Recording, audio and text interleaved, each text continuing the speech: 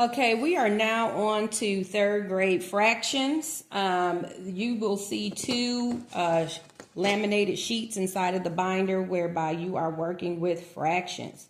Now, of course, the way fractions are taught, a simple definition for a third grader is, of course, you're working along with the certified teacher, parent. No one is suggesting that you take on this challenge of teaching your child basic math all together by yourself, okay?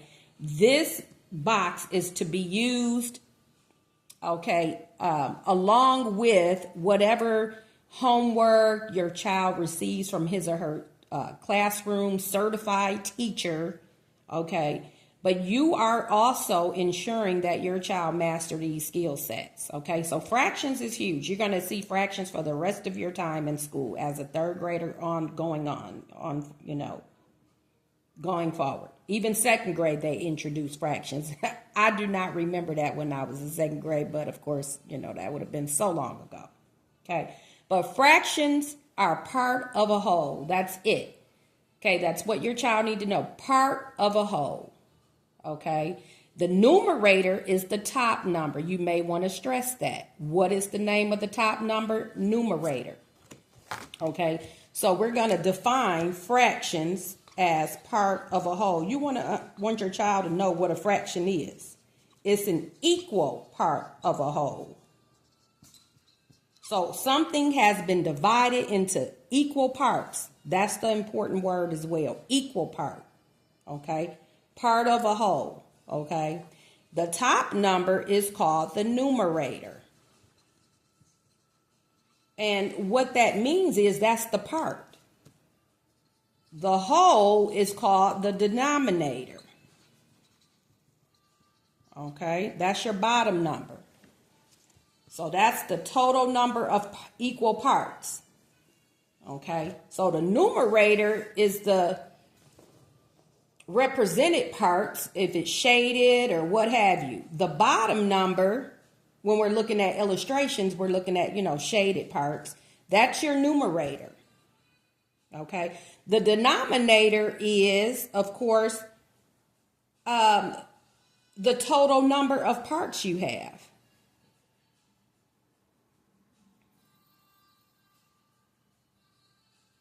Or the whole amount. What the whole amount was divided into how many? That whole amount was divided into how many? Okay, how many represents the whole? Okay, that's a good way. The denominator is how many parts, total equal parts that represent the whole.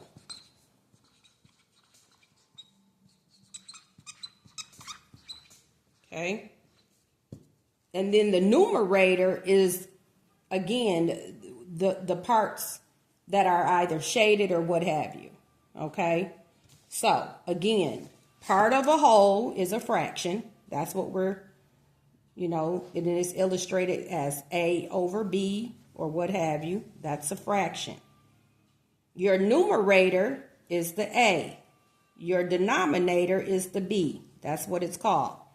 And the denominator is how many total equal parts that represent a whole amount. Okay? All right. So, moving on. This first worksheet we're going to do. Okay, so again, the top number is the numerator. That is the shaded parts. So, this is 3 over, what was the total equal parts? This is just one whole part. This is one whole and it's separated into 1, 2, 3, 4, 5, 6, 7, 8. We have 3 over 8. That is the fraction that illustrates this illustration here. This is the fraction that represents this illustration here. Okay. Here, we're going to have, and then sometimes students use the line to be the line for the fraction, which I don't mind, if you will, the fraction bar. I don't care. But I just draw it over. Okay. So we have 2 parts, equal parts, that are a part of how many in this whole amount? 1, 2, 3, 4, 5, 6, 7, 8. 8. Okay. 8 represented the total number of parts for that whole. Okay. On to the next. Now this is a whole right here. Okay, so this fraction is going to be a mixed number, we call it, because we have one whole and then we've got 3 out of 8 parts. So that's 1 3/8. Okay. Now it could have been 1, 2, 3, 4, 5, 6, 7, 8, 9, 10, 11. They could have started with 11. Your child will say 11 shaded parts out of how many? Well, you've got 1, 2, 3, 8, 11 out of how many total equal parts that represent the whole? Here you had 8, and then down here you've got 16. Well, another 8.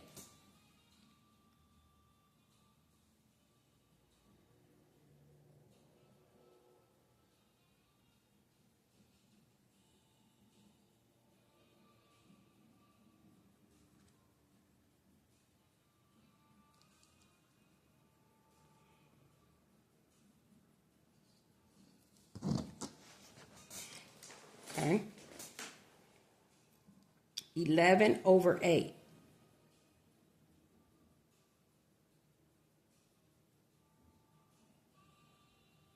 How many total equal parts that represent the whole? 8 parts.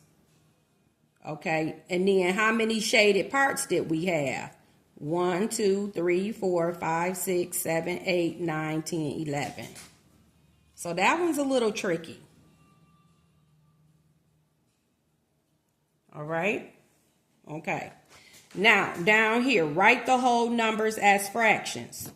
Well, we've got how many total equal parts that represent the whole? 6. Okay. And then all of them are shaded. So it's 6 over 6. Any number on top of itself is 1. So if you have a fraction whereby the same amount is on both top and bottom, is always equal to 1. Okay. Here, how many total parts is into one whole? It's 9. That's in one whole. So it's 9. Now you can have duplicates of that whole, but 9 equal parts represent the one whole. Because they're just the same thing, but it's a duplicate. And what do you have representing the numerator, the total number of shaded parts? You've got 18. So 18 is your top number, just like we had up here. It was a little, you had to think about it for a minute. This one is equal to 2 because really this means 18 divided by 9. At some point, your child will learn that a fraction is simply a division problem as well. Okay, 18 divided by 9 is 2. You got 2 whole things here. Okay. Each whole was represented with 9 equal parts. Each whole. WHOLE. This is a whole, this is a whole, but they the same thing, and they both have 9 parts. Each whole has 9 equal parts. And then the top number is your numerator. That represents the part that is being represented with, in this case, it's shaded. You've got 18 shaded parts. And then I'll just go back up to this one here. How many parts represent a whole? Well, it was 8 parts. And then how many was represented? Even though it was 2 wholes, each whole had 8 parts. And you've got 1, 2, 3, 4, 5, 6, 7, 8, 9, 10, 11. You've got 11 over 8. And that's how you've got the 1 whole and 3 over 8. Because essentially what you're going to do is divide 8 into 11, which is 1 time, and then you've got 3 left over. Put the 3 on top of the original denominator. Okay. But that's a little too much explaining for a third grader. They're going to understand that each whole is divided into a certain number of parts. It doesn't matter if you've got 3 of these or 4 or 5. Each one is worth 8 parts. That's what they were divided into. Okay. All right. On to the bottom of this. Mark the equivalent fractions on number line below. Well, this is a half. 3/6 is a half. So I'm just going to simply put my mark right there in the middle. Okay, that's it. Here, I have to recognize that this half, it says mark the equivalent fractions on the number line below. Again, this is just a half. A half is equal to 3/6. If you divide both 3 and 6 by 3, you're going to get a half. Okay, which will be coming up at some point. 4th grade, 5th grade, okay, students get introduced to multiplying fractions and all of that. So we have to understand what the fraction means. Again, part of a whole, and I'm going to put this back in the camera, and you may want to write that definition down. Part of a whole, that's what a third grader will understand, okay? The numerator is A. The denominator is B. The denominator is how many total equal parts that represent one whole or the whole. One whole. Okay, you can have several of them, but they are all a whole, and then you divide them the same. So in this case, our denominator would be 4. No matter how many we've got shaded.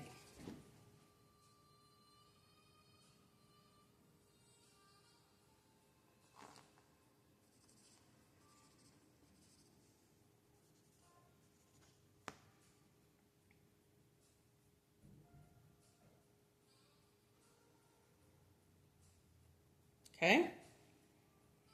And if you did something like that, that would be 6/4, which would equal to 1.5.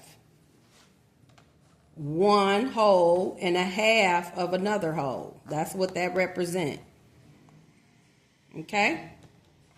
All right, good people. That was third grade fractions. We actually got the back side of this sheet here. We got to do this sheet too.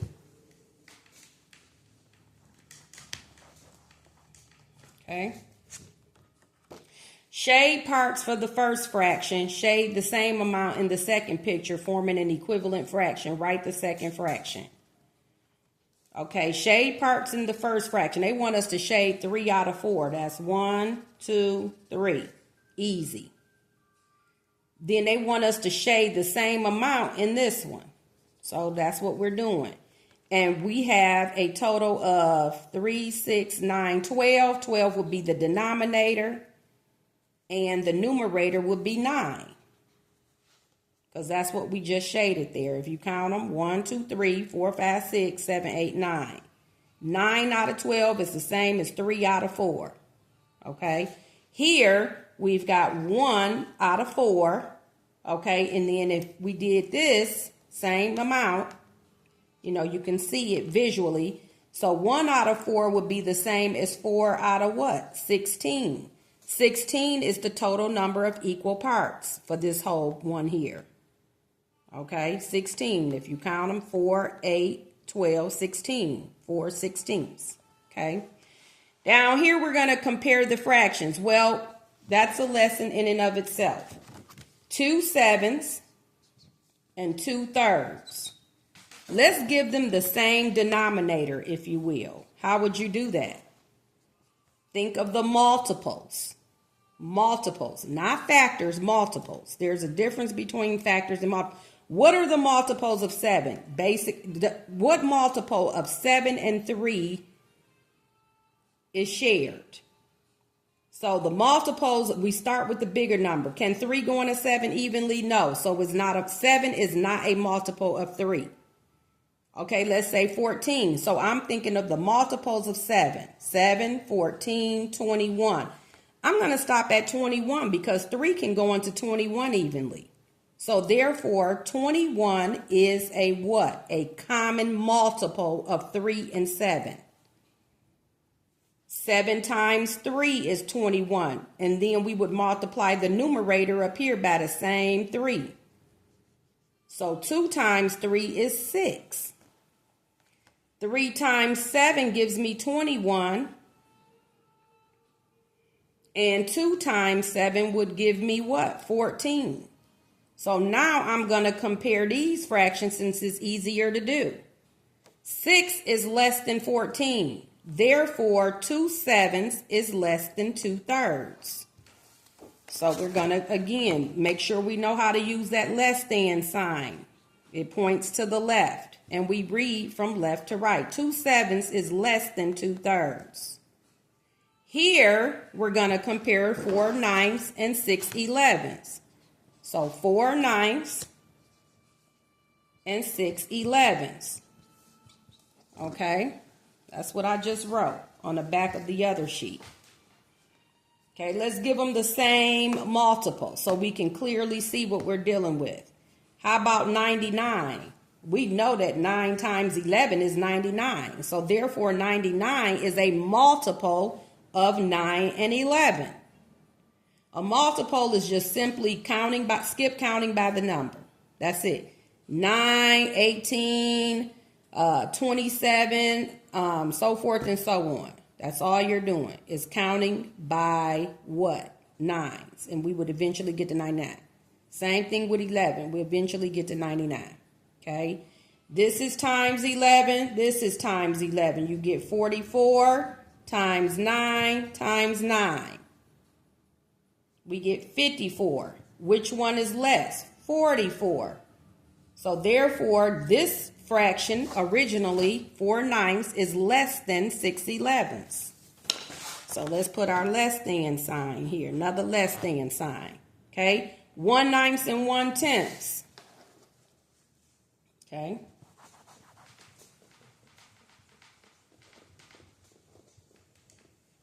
Let's go ahead.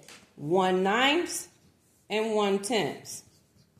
Okay, we're going to give them, set it up just like this, parent.